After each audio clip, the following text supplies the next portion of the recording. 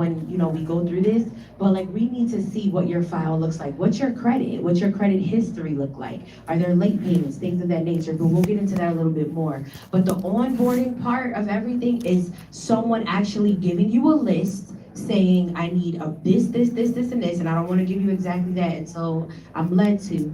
But once you check all those things off the list, now you are fully onboarded, and now we can see, like he said, what's the strategy to put you through what lenders offer to see what fits you as the business owner and what doesn't fit you. So I don't want to go into any more detail. That's perfect.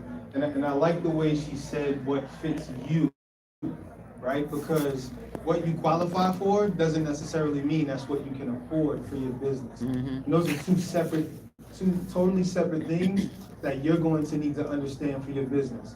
Qualification versus affordability. So I'm glad you brought that up. As we talk about eligibility, right? So we know that you're going to be onboarded, which means we're going to look at your business and its totality, right?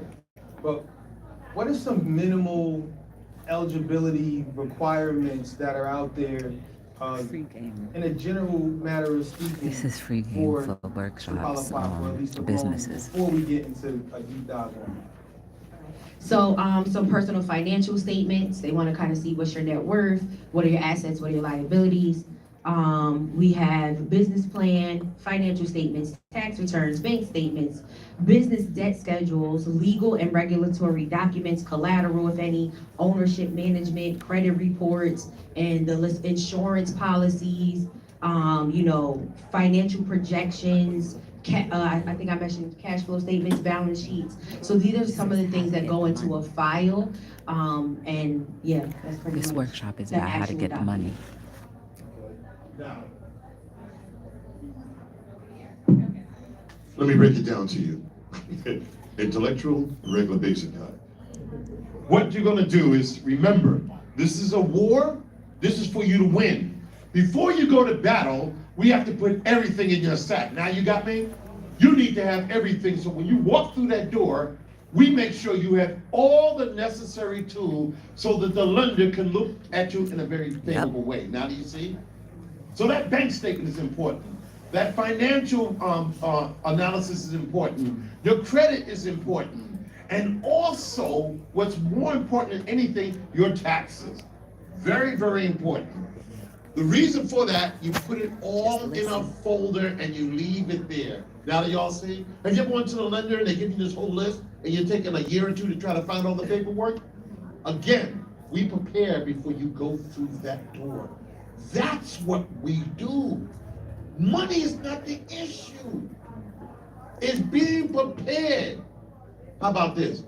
You want to play on a football field, you don't have no helmets, you have no cleats, you have no pads, but you want to play. Really? Now do y'all get me? You have to have the tools, because you go on the field, you're going to get knocked out. That's what we do. We prepare you to win. Do you hear me? It's about you winning. It's about you getting that money. That's what we do. Back to you, man. So we're looking at putting together a file, right? So that the business owner has a strong chance of increasing their successes of approval, right? And I think you've alluded to it a little bit when you mentioned financial statements, bank statements. Can you talk a little bit more about that lending file, one? And I think that a part of that lending file are some tools that you may have available that they can use to put all of that stuff together in a file, correct? All right. So I mentioned a few things and I want to slow down. So if you're taking notes, I'm going to re-mention them again. It's very important. We learn by reputation. So some other things that I mentioned, I said first the personal financial statement, right? So on those is basic information. It's like, what is your name, your address, your phone number, all those things, right? And then it'll say like, what is your car payment? Do you have a mortgage? Do you have more than one property? Things of that nature. So in supporting docs, you need to make sure you have your mortgage statement so you can be accurate, you know, or as close to accurate as possible. And these are some of the things that you can get on your, you know, if it's a, either they're mailing it to you or if there's a portal for your personal financial statements, your car payments, things of that nature. Just make sure you know exactly. And that starts with budgeting. That starts with budgeting. Like if you have a budget, you know exactly how much you're paying for what. Now, we're really building out your paperwork to be a story, right? Because numbers tell a story. Like numbers don't lie, they tell a story. So when we put all of this together, we go into basically now being able to show them, this is what I am as a person, this is my net worth, right? And it's a whole formula. And you know, we have templates and stuff like that as consultants, so we can show you. The next document would be like a financial statement, right? And so those financial statements show an income statement with revenues, costs, and expenses. And then you have a balance sheet with company financials and your position, like how is it stable? Do you see a even cash flow? Am I only bringing in 1,000 this month and then 5,000 this month and then 0 this month? Or what are your ending balances? Is your ending balance always 0? I literally had a conversation the other day with one of my business colleagues, and I'm not going to mention the name of the bank, but the bank keeps holding our checks from one of our contracts. We have a really big contract with the municipality, and they keep holding the checks. And they said the reason why we hold the checks is 2 reasons. One, maybe the check doesn't look exactly the same, right? The other reason is because your balance does not show some sort of substantial balance. It needs to carry some weight so we can trust you and say, why is the money? They're not going to trust you if the money's going in and coming right out. Does that make sense? Often business owners are like, okay, wait, I got all this money, let me take it out real fast, let me take it. That's the wrong way to do it. You want to take out what you need. Let that balance sit for a little bit so that they can trust you, because now when we go through those financial statements and those bank statements, they're like, okay, this cash is an asset. You understand what I'm saying? And so that is the financial statements, the cash flow statements showing the cash in and the outflows. But then we have a business plan. I'm going to talk about something really important. Write it down. Business plan using AI. I've been telling everybody about this. I'm about to do a seminar on it. Liveplan.com. Liveplan.com. It costs money. It's $10 a month or an annual fee. Liveplan.com will literally help you build out your whole entire business plan with financial statements, y'all. Like a profit and loss statement, a balance sheet, income, all of that. So save yourself the time, the energy by using AI, use it as a tool. But that's the business statements, right? The tax returns, CPA, accountant, wherever you go, that's kind of self-explanatory unless Mr. Hartley has something to say. Your bank statements, we kind of talked about that already. Make sure that you have access to your bank statements, make sure they're legible. Your legal documents are like your licenses, your permits, your certificate of formation, your business registration certificates. These are all very fundamental things that they need to see within your file. Your SS4 form is your EIN number. A lot of times I see business owners don't even have an SS4 form. You can call the IRS. If you could just go through those legal documents one more time. Okay. And a little bit slower. Slower, I got you. Because that's really important. Okay, I got you. So, all right, because I do talk fast, sorry. So the SS4 form is your EIN. Like, so you know how you go on IRS, you get your EIN, right? And they say click download or mail it to you. Always download it, right? Save it. Make sure you name it your EIN.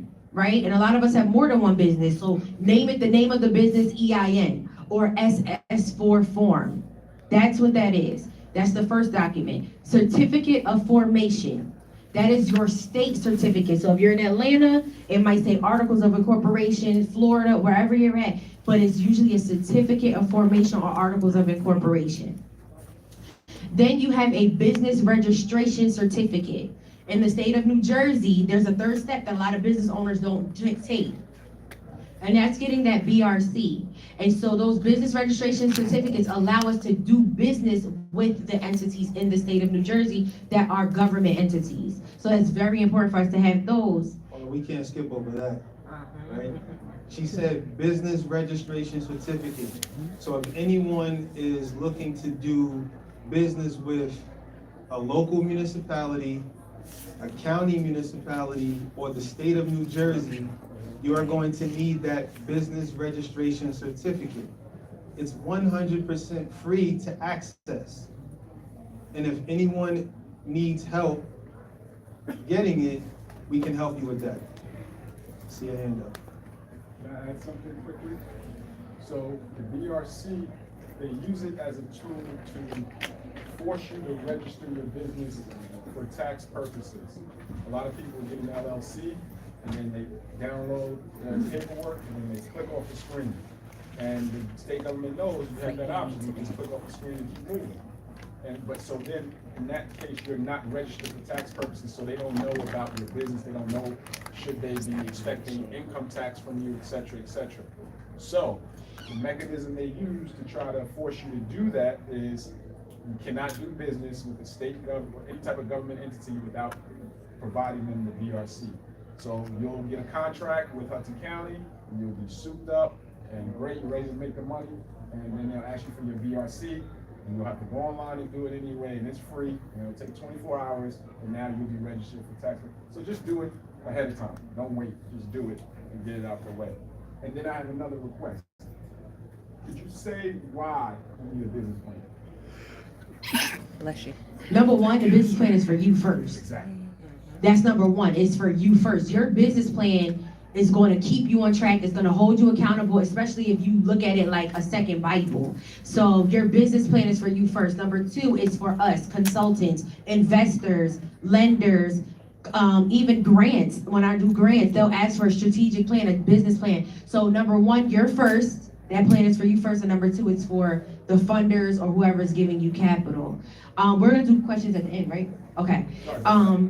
Good standing, certificate of good standing, right? You cannot get a certificate of good standing, meaning that I'm in the right place with the state entity or the state itself, if you owe them corporate business taxes, you haven't paid quarterly taxes. Sometimes they ask for a tax clearance certificate. File your annual reports. A lot of business owners forget about the annual reports. Sometimes it's like $30. Sometimes it's the state of New Jersey's been changing it a little bit lately.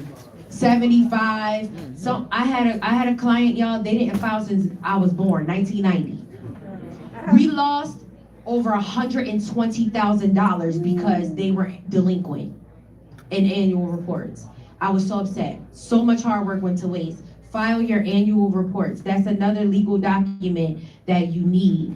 And then any type of licensing, AA 302 forms. That's like the employee, just saying your employee reporting forms. I'm sure you'll hear that today later on. And that's pretty much the legal documents. And I'll pretty much just give it to Mr.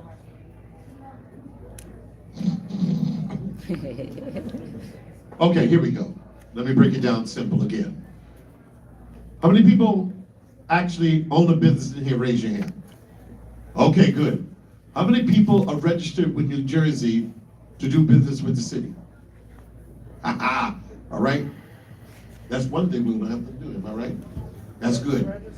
Number two, you remember she talked about the bank statement? Do you know how important your ending and opening balance is? Remember I told you about the underwriter? How in the heck can you bring in $30,000 during the month and your ending balance is $1,500? What did you do? Oh, I moved the money over here. I moved the money over here. Underwriting doesn't like that. Because we're talking about funding, right? You have to know how to play the game. I get it. You got to use the debit card to do this and move the money so it has two different statements. At least we can see how your money is flowing. Does that make sense? Yeah. Remember I said, learn the game so the underwriter, we can solve the questions for the underwriter. One more thing too. How many people got Gmail? How often do you use your Drive? Like Google Drive? Google Drive. Huh? Raise your hand if you use your Google Drive a lot. Every day. Now watch. That's what she is talking about. Take all those documents, put them in the Drive, and label them. Someone needs something, you can either invite them, or you can just email it to them. You see how fast that works? That's what we as a consultants do. If you got a Drive, you're gonna put everything together in your Drive. So when your insurance company, set up a file just strictly for your insurance. Set up a file for your accountant. Set up a file for your client. You see what I'm doing here? You will be more effective that way. Am I making sense? Yes. Okay. I wanted to ask, as we talk about financial statements, and you mentioned your bank statement, and you mentioned cash flow statements, and importance of it. I know as a business owner, there's a challenge, right? Because you don't want to show too much profit because you don't want to pay a lot of taxes, but also that can come back to bite you when you're going for a loan product. So number one, can you give us an idea of how lenders lend based on percentage of annual revenue, and how to kind of balance that, if you will,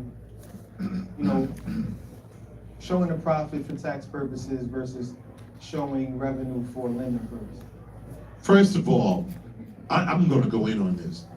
Get yourself a good accountant. I'm being honest.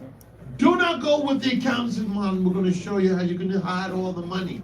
No, there are benefits that you can get as you make money. You need a good accountant and you need a good CPA. Is that fair? Stop trying to put the money in the mattress. Why would I want to lend to you if you half broke? I want to give you money because you're making money. That means you can pay back my money. Is that fair? That's the people that they're looking for. That's number one. Number two, stop trying to not hire people. I got it. Negotiate, because they will make you more money. And there's benefits for hiring people. A good accountant, a good CPA, you will be surprised how much money you will make. So yes, I hear the story of, I don't want to show if I'm not making that much money. Show you making money, but then take advantage on, with a good CPA, how to move that money so that you can get the tax benefits. Is that fair?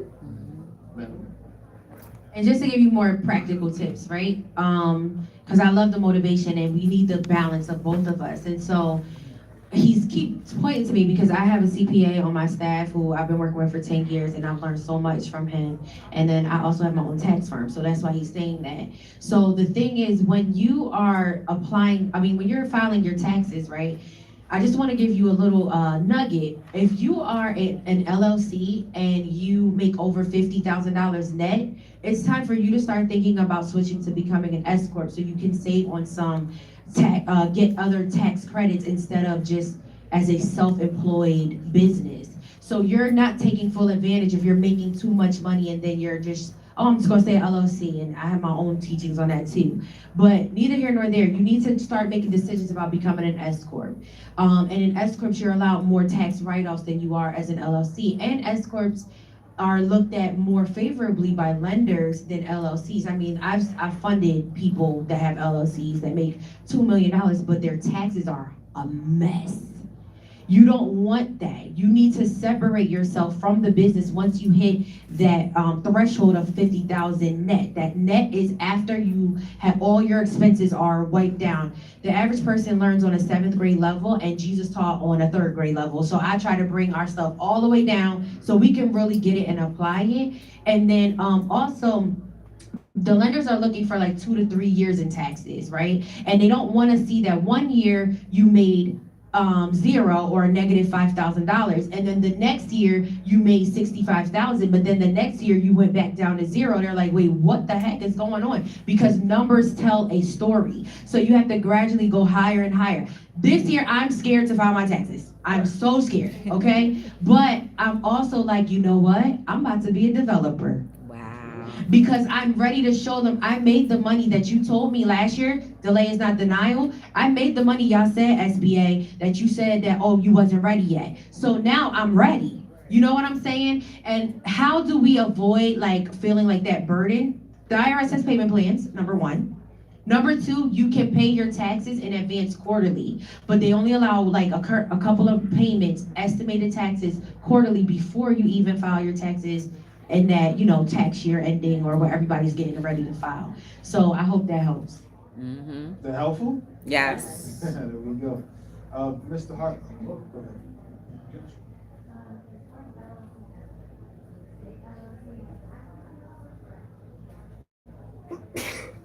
Bless you. I think you should, so anytime LLC is attached to it, it's kind of like just there, it's still there. So I'm still trying to get the stigma of LLC off of my company. But you do an S Corp election for both the state and the federal, but I know we probably do questions at the end, so I can get into that stuff later after he's done. I forgot I was connected to something.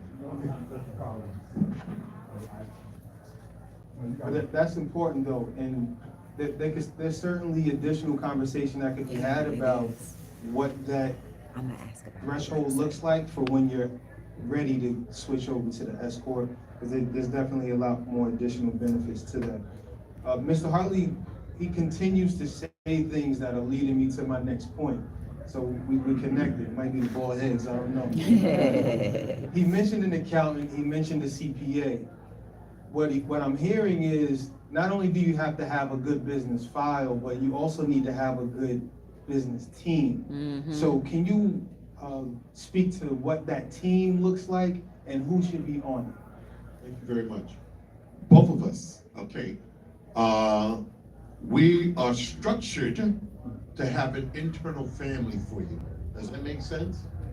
Here's what's happening. When you come to TMI and Partners, in-house, we have the CPA firm. In-house, we have the accountant. In-house, we have the insurance.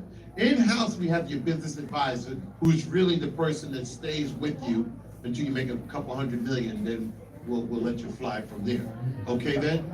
Anything, the bulk of things that that you need, we have it.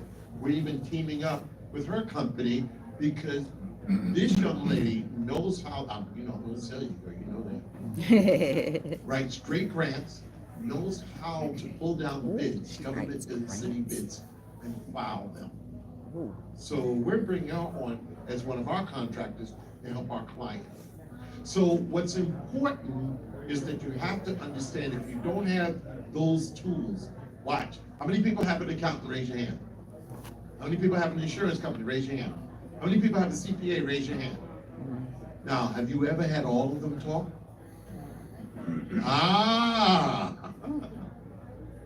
You see, once we set up your file, your team, don't forget, all of us, remember, all of us work for you. Y'all got me now? I'm paying you. So you're supposed to be working. But in order for your team to work, you gotta get the other team players. Okay? The insurance company shouldn't try to be selling something else. I'm supposed to work with your insurance. If you're happy with your insurance company, here's the trick. If your insurance company's involved, then we're working on a project. You may be out at a meeting. I can lift up the phone, call your insurance company to get the information. Call the CPA, call the accountant. Your job is to run the business. Our job is to keep the business running. Am I making sense? That's how you win. Put the team together. You cannot do this by yourself. Is that fair, y'all? I'm giving y'all the practical too, right? So we got the lawyers. Lawyers are very important. You need attorneys, your business consultants, but it can't just be anybody, because a lot of people out there say, I'm a business consultant, and they really have no fruit, right? And so you want someone who's really been in the game and who has fruit. The Office of Business Opportunity. you want to pull on them. They have free resources currently that they're working on. They help you plan stuff out. They help you get your certifications. You would like to have a CPA. He mentioned that. Lawyers, I can't drill lawyers more than I cannot tell you. Like, lawyers are so important. I have over 10 lawyers that I work with, and they all are specific to what I need.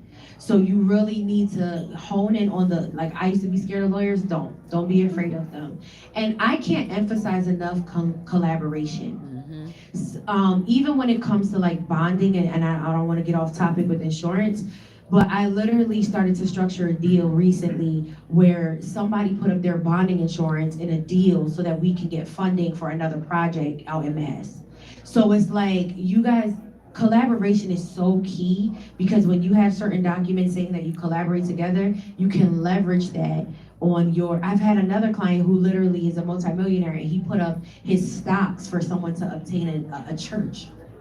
He put his name on the lending application, and he was able to put up all of his stocks is over $1 million. He only needed 500,000, and they were like, "Oh, we definitely giving it to you." So I cannot emphasize collaborating and building out teams like that.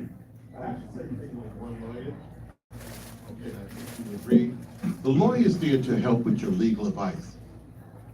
The lawyer is not there to run your business. Be very careful. Be very careful. A lawyer, well, not all lawyers, but if you let a lawyer run your business with you, not good. Your lawyer is supposed to provide you the legal advice. There's only one person that runs and makes the decision in your company, and that is you. Your lawyer works for you. Very important. Lawyers are important. I've seen too many clients where the lawyer controls everything. So awesome. So as we talk about teams, we talk about resources. So we have two wonderful resources and potential parts of your team right here in front of you. Our office, the Office of Business Opportunity, can be an extension of your team. Now, I know that people are at different phases in their business, so affordability is really a thing. So just because you can't afford to pay for the services now, doesn't mean that you can't put yourself in a position to pay for those services later. Bless you. As you are preparing yourself to get to the point where you can actually pay for these services, there's free ones that are available to you. Like I mentioned, Office of Business Opportunity, that room next door is filled with free or low-cost resources that can be a part of your team. So you might not have thousands of dollars to pour into accountants, CPAs, business strategists, attorneys, etc. Use what you can now while working on putting yourself in a position to pay for it a little bit later. Does that make sense? People I see that I know. I'm also a lender, so I'm just gonna ask, I'm just gonna let you know. Okay, I have two programs that are available. Yeah, this one down, here's that. Okay. Credit score, 16. Sound? Microphone? Oh, come on. Credit score, 680, 2 years of taxes, been in business for at least 2 years. Easily, a couple other small documents, but if you meet those minimum requirements, I can get you from 50,000, 125, 150,000 term. We'll get into the details on that. Okay? I like those minimum eligibility requirements. Absolutely. So that's You said 2 years in business. 2 years in business, 2 years taxes. Okay? Credit score is 680. But your company has to be making some type of money. Is that fair? It's not free, okay? And we haven't even begun on the products that she has as well. But I just want to let you know that's how fast we got to move. I have to move a lot of money. I'll just tell you that right now. I have to move a lot of money. It's just getting you eligible. That's all. And that's what both of us are saying. Just get you eligible. I'm eligible, absolutely. And once again, you bring me to my next point. So, check the build out, right? First, there's an onboarding process. We're not just taking an application, putting it in a computer and spitting out a decline letter. right? There's an assessment that's done. We're looking at your business to see where the gaps are and what needs to be strengthened, right? Then you're going over what the eligibility requirements are, right? He just mentioned for one program, 680, personal credit score, X amount of dollars, at least 150,000 in annual revenue, 2 years tax returns, 2 years in business. More information. Solid lending file with all the documents on a consumer side, which is your personal, and a solid business file. And then building out your financial team. Let's talk about, now that all of that is in place, let's talk about this credit, right? So we can talk about credit, what those personal guarantees may or may not look like, requirements, utilization, etc. Take it away. So I want to start with the 5 C's of credit. So character, capacity, capital, collateral, and conditions. Character can be defined as your credit history on paper. Like what is your character? Have you paid things on time? Are you accountable? Are you doing things the right way? Like, are there late payments?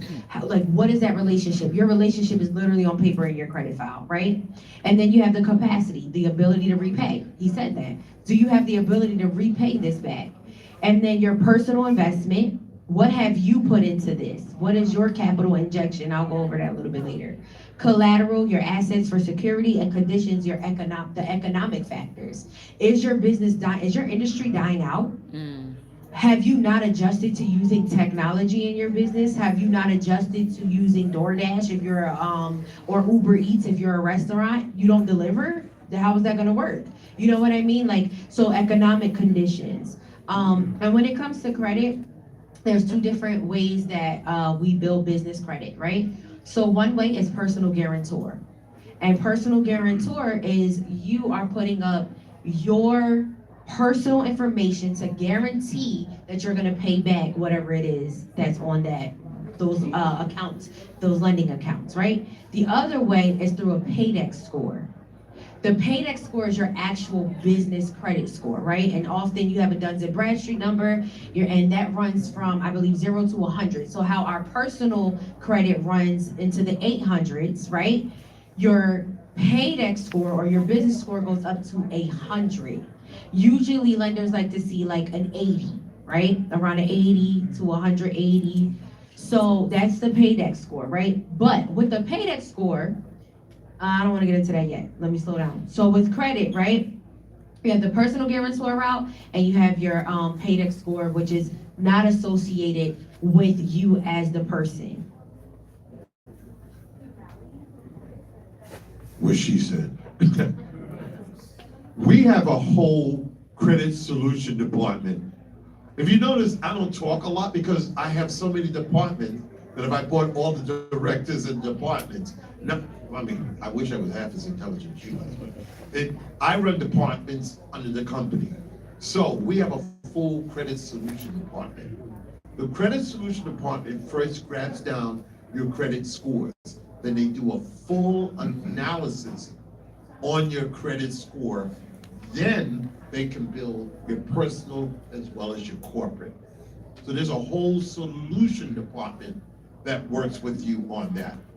So that's internal. Remember I was telling you, once you become part of our family, you'll have different departments calling you, sending you emails because they looked over everything and they're able to address it. So credit is important. Another thing about credit, please learn how to keep your payments up. Even if that minimum payment, learn how to keep it up, okay? It's a really great point. So with business credit, it's a little different. So with our personal credit, right, say you got a personal American Express card or whatever, they look at utilization. So I didn't want to forget that. So with business credit, they don't look at utilization. They look at, did you at least make the minimum payment? Do we recommend that? No, financial coach, we don't, right? We don't recommend you just make your minimum payments. We recommend that you make a little bit more than your minimum payments or as much as you can. You should start with integrity. Remember we talked about character, the 5 C's. So you are not looking like, okay, I'm just gonna make the minimum payment for the rest of my life. That is the wrong mentality, and we gotta work on your mindset. Your mindset should be, I'm using this money for what I need it for, and now that I'm able to pay it back, I'm paying it back with the quickness, and I wanna keep those lines open and keep that relationship going, because they're gonna keep bumping you up. So, you know, this has to go, you gotta go on this with the right mindset, integrity, the intention, be intentional on paying it back. Be very intentional. When you're lending, when you're receiving money, you're borrowing money, be intentional, so. So very often, from what I'm hearing, is very often your personal credit file or personal credit profile influences your business credit eligibility. Is that correct? That's the personal guarantor route, yes. And often the cash accounts are PG. So, What is PG? personal guarantor. Okay. So cash account, like with the other way, the PAYDEX way, they usually give you just trade lines, and I was trying not to get into products, but you can get like an account with Walmart to buy products, right? Or you can get an account with Home Depot, but that's the trade line route. So you don't really see much cash flow when it comes to a PAYDEX score. Your personal guarantor, you building yourself as a personal guarantor, that's when they give you more cash accounts, business cash credit cards that you can cash out, lines of credit, stuff like that. But I don't want to get into the products yet. So as you talk about personal guarantee, minimum 680, at what point does at what credit score is your personal credit score gold for your business? Where lenders are like, listen, you got a 720, you got a 740. I don't like a 680, y'all.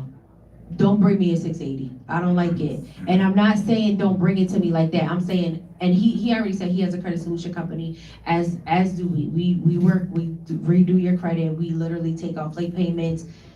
We've literally taken off student loans. There's so many things that can be taken off your credit report. So we both work hand in hand in that. But when you're coming to us, I like to see your credit score around a 715 or higher. But I don't want to see inquiries. It's not just your score. We're looking at the inquiries. We're looking at late payments. We're looking at closed accounts. We're looking at all of that. So we're not just looking at, and so are the decision makers. The lenders are looking at how many late payments do they got. So if you got, I have clients that have a 715 score. I still have not gotten him funded because of one late payment from a credit union. And it was a $2 late payment because they didn't take auto pay. Be intentional. I can't drive that more seriously, but usually I like a 715 or higher. And one other thing that's really important when it comes to your personal credit is length of credit history. Right? So you can have the score, you can have no inquiries, but you can be denied because you haven't had credit long enough. So if there's anyone who is in a position where they're like, I don't want to deal with credit cards, open it, pay your cell phone bill with it, right? And pay that balance off in full, but this way you're establishing that credit history. The next thing, go ahead, Mr. Harlan.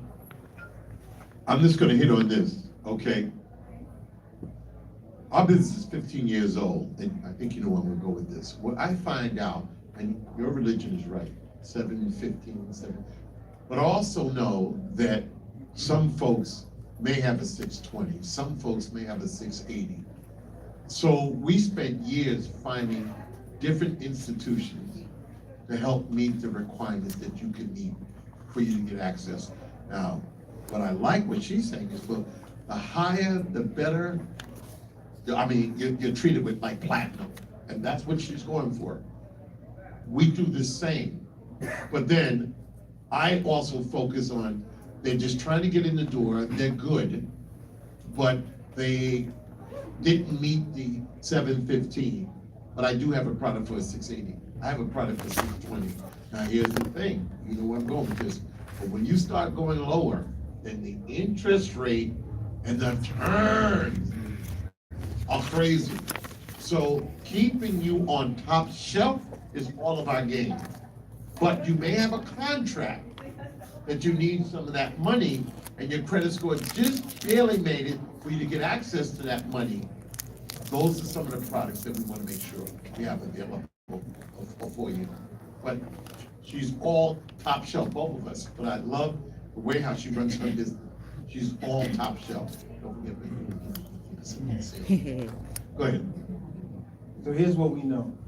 We know that if you have a solid credit file, both on a consumer and business side, you're already in a position to win the funding. We also know that consultants are good to put you in a position so that you have all of those things in place, correct? You mentioned you have a program, minimum eligibility requirements. You have another program that'll meet you where the business owner is, although you may get unfavorable terms. So let's get to the money. If you could talk a little bit about what a couple of those programs look like, and also I would like for you to touch on the fact that because we're government, right? When you do government contracting, we don't pay for services up front. You have to perform the services and then you get paid on the back end. What that means for your business is you have to float that cost until we pay you 30, 60, 120 days later, whatever that looks like, right? So talk to us about what some of the products are, and then what are some of those other products that help you with government contracting as well, like factoring, lending against the contract? This is where I come in. Okay. Well, I gotta get up for this one. Okay, listen. How many times you have a contract and they take it 30, 45, 60 days to pay? Am I right? How many people ever heard of factoring? How many people ever heard of factoring? Okay. Factoring is when a company purchases your invoice. That means if you have a $100,000 invoice, y'all with me? The company can give you from 70% up to 80 or 90% of the value of that invoice. How am I doing? All right? Now, they will advance that money to you based on your contract. Based on your contract, well, they really bought the invoice from you. Then they wait for the company to pay. It goes into a lockbox. They take this 70% they gave you, they take their little fee out, and they give you the balance. Are you with me?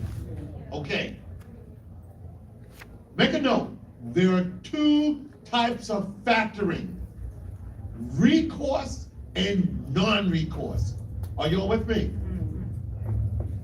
Non-recourse is, I gave you the $1. If your client doesn't pay the bill, I go after your client. I don't want my money back because I bought the invoice from you. Recourse? Dude, sorry. Give me back the money. Not good. Now you all got me? Now, here's a challenge. You got a contract, but you need 15 or 20 or 30 or $50,000 to start the contract, right? That's where you go into the different types of funding. Are y'all with me now? So learning the playbook is learning how to keep making money, keep money flowing through the company. So those are just some of the institutions. Mike, I know you want to contribute to, right? Yeah, go for it. Show the other lady. Yeah, so sometimes I gotta keep myself on track, because some people don't really, like, I'm just saying. I'm just saying I love you. I love you too. So credit and financing, right? So, no, we're not on that. We're looking at the different types of products. So some of the products that we have a flagship program that we do business credit cards. So we get you up to 2 lines of credit. The difference between a credit card and a line of credit, the credit cards you swipe, right? It's a physical piece of plastic that you swipe. Lines of credit usually are not associated with a card. It's usually associated with either a bank check or an online portal where you draw your money out. It's directly deposited into your bank account, and then the cash is there. So we work with over 200 plus banks that we have done business with stated income. So they're not even asking you for documents. Whatever you put on that application, they take that information and then they give you the money based off that or what they feel. And they'll look at your history a little bit too.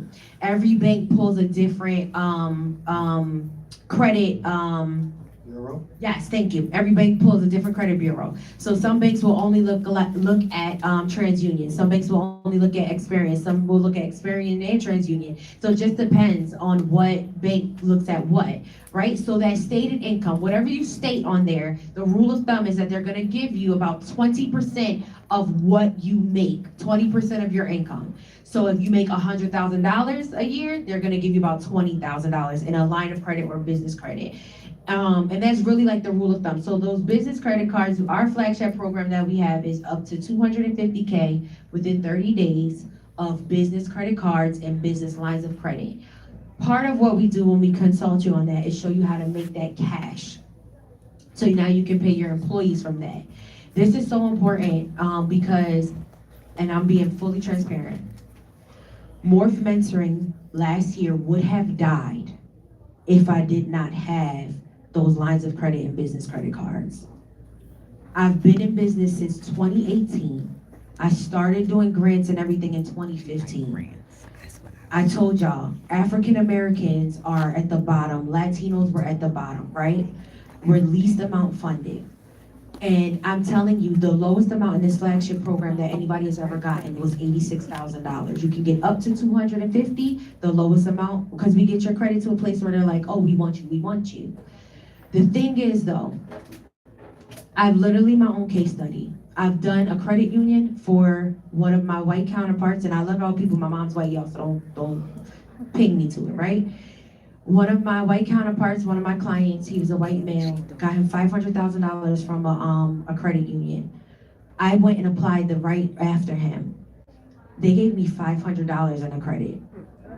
I am my own case study. This is not a joke. So when you have a company that can do business credit for you at this magnitude, and I'm really trying to encourage minority-owned businesses, women-owned businesses, because we're also underfunded as women. So I'm trying to encourage us to learn this skill, but you need to budget.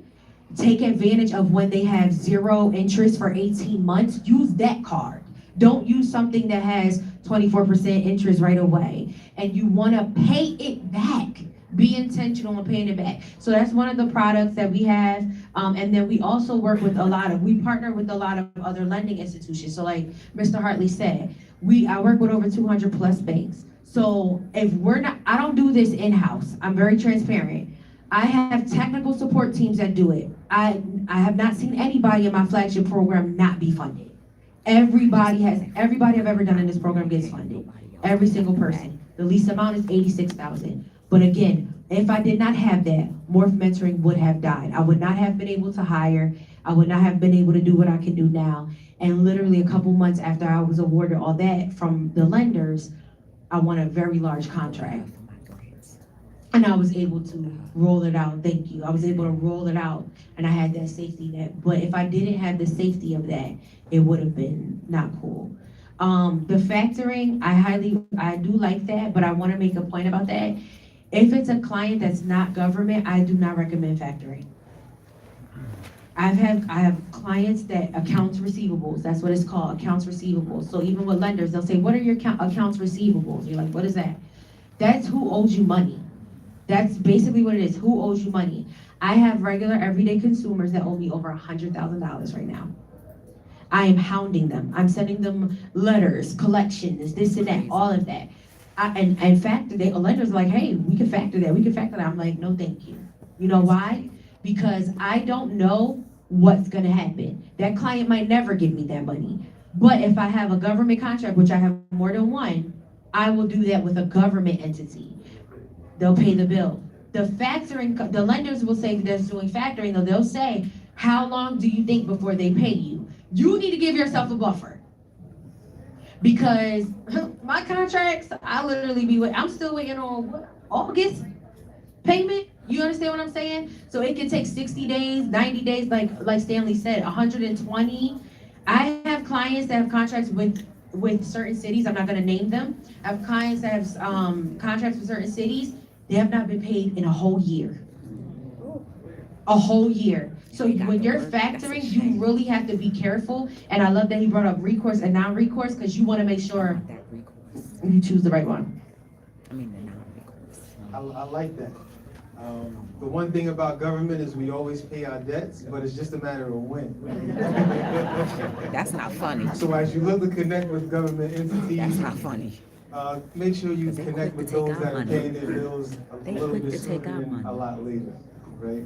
And give it to everybody else. Real quick, as we begin to wrap up, let's have a little bit of fun, right? We had a lot of conversation about some serious money talk. We understand what it's gonna take to be bankable. We understand that you have support that's gonna help you put together an immaculate credit file so that no one will say no, right? So here's the thing, we're not anti-traditional banking, but we want you to understand what your options are in the marketplace. So as you build that file, that traditional bank may not be able to say no to you, but you also have some alternative options like factoring. You have these lines of credit to help you float your business. You have these other options to keep you funded. On a fun note, Mr. Hartley, Chelsea, this is a curveball. Tell me your favorite movie, a book you recommend, and a final word of encouragement. Did y'all enjoy it? Oh, no, I got mine. Believe it or not, have anyone ever heard of The Banker? The Banker? One of the company I partnered with, we produced that movie. Oh, okay. The Banker. So I love The Banker because The Banker is also being used almost a Bible in the real estate industry, which puts me from an army. That's number one. What was the second one? A book you recommend. Oh, I'm sorry. I'm old school. Who moved my cheek? You feel? We need to get every young person to read Who Moved My Cheek. About that book. That's religion to us, am I right?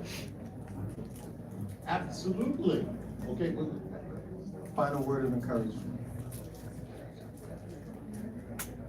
family. Where are your family? This is your family. Those who can relate, do not leave here without knowing your family.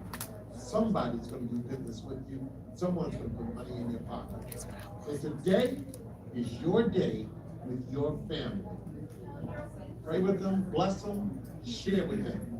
Because you cannot get the wealth if you don't share with them. Is that fair? True.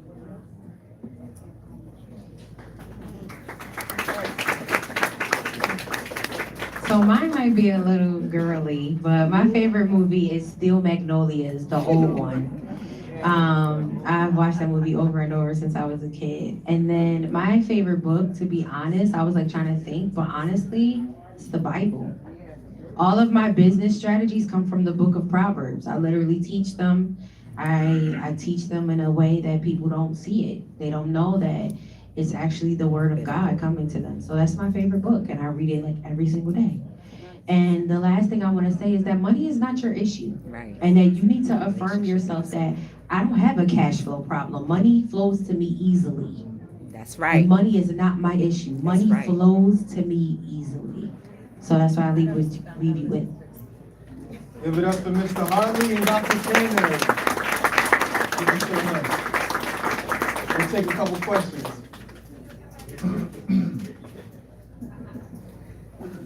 In the back. Oh, I just wanted to know what that website was for the business plan.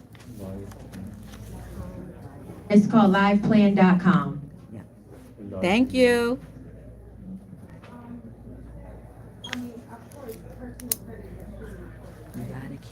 Live plan. They're just two different firms. I wasn't here at the beginning. 100% is always hope. Listen, credit is like a roller coaster, y'all. Okay, so, and then after COVID and everything, people have been dealing with living off of credit.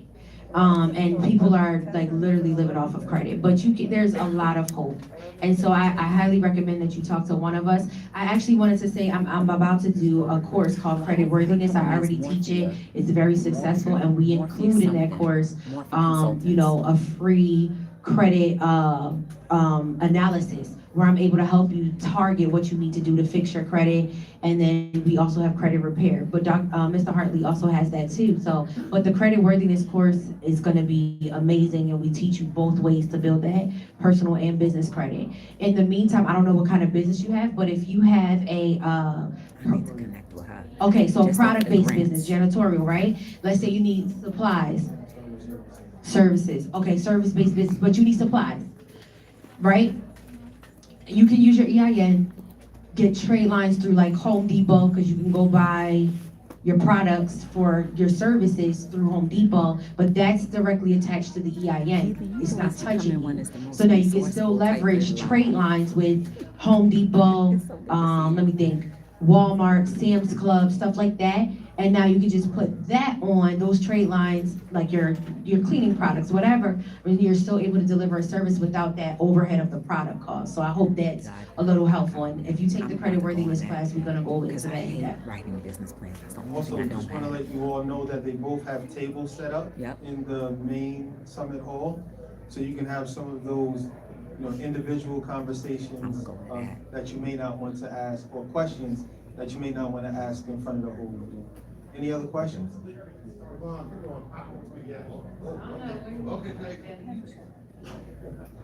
the back? She stated that she had 5 seats for running. What were those again? Okay, good. Hold on, let me get it. Number one was One character. is character. Mhm. Number one was character. Let me go back. It's right here. Capacity. Capital, meaning like personal investment. They want to see you got skin in the game. Like, so even if you have a little bit of cash in an account, or say, even at home, like they might say like how much cash you have at home, jewelry. AI will do it. Did y'all know that guns, equipment, all of that is like capital injections? Yeah, like, I didn't say. Yeah, you could leverage all that as assets. Guns, jewelry, furniture, like equipment. Yes, that's called capital injection. So they want to see that. So let me go back. So we got character, capacity, capital, collateral. So that stuff I was just talking about too. And then the conditions, which is economic factors, like is this industry still thriving? Is it not? Things of that nature. Okay.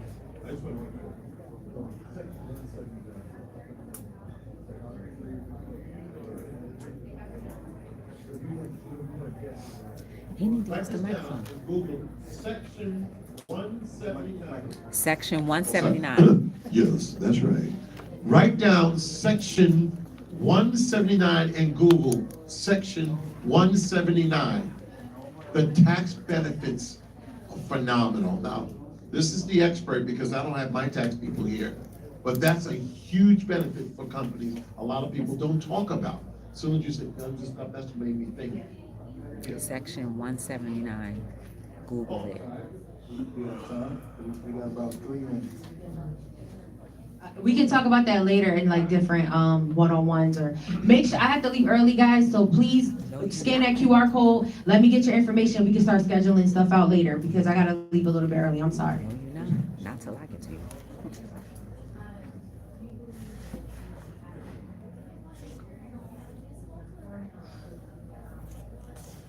This was good. Then they give us lunch. I do believe you should be asking for money when you don't need it because you never know when you're gonna need it. So tomorrow you can get a contract randomly, like they come across my desk and I'm like, okay, I need that extra 70,000 to service this contract, just in case whatever happens. You know what I mean? So I do believe in that. And then you said, is there a formula? Repeat that part for me.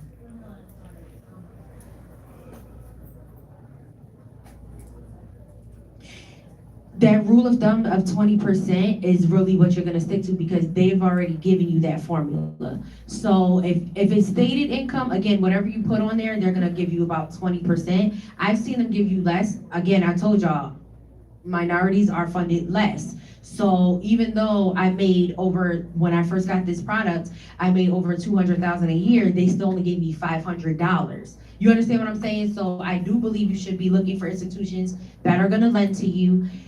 You need to do things in waves. So just like a formula, like you're saying, when you go for this money, there's a way to do it, and you learn that in credit worthiness. But when you do it, you need to wait for those inquiries to fall off, or take them off, and then wait a little bit for you to get more funding later. So that's pretty much like a little formula, and your rule of thumb is always 20%, so. Yeah, basically, Basically, when you speak to either one of us, again, we have to analyze everything. Because once we analyze it, then we come up with a full strategy. That's very important. Because what the young lady really said was, hey, I need to prepare. How can I prepare? So can I prepare by getting money, or can I prepare to be in a position to be able to get access to money? That's what we do. Prepare, like you said, for the big deals that are about to come your way. Don't wait till the last minute. So, We have time for one more question. So the QR code she mentioned is at her table in the summer room. We have time for one final question. I thought I saw somebody up there. Ed?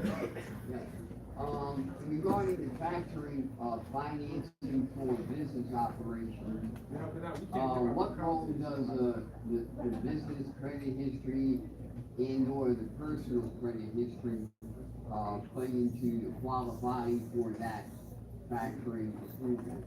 believe it or not, factoring really does not lean too much on your credit. They lean on your invoice and your contract. That's all it is. You know, if you have I like to say government or procurement, they're gonna pay. So then they like to factor, they don't like to factor $500, $1,500. They like to factor 15,000, 20, 30 and up.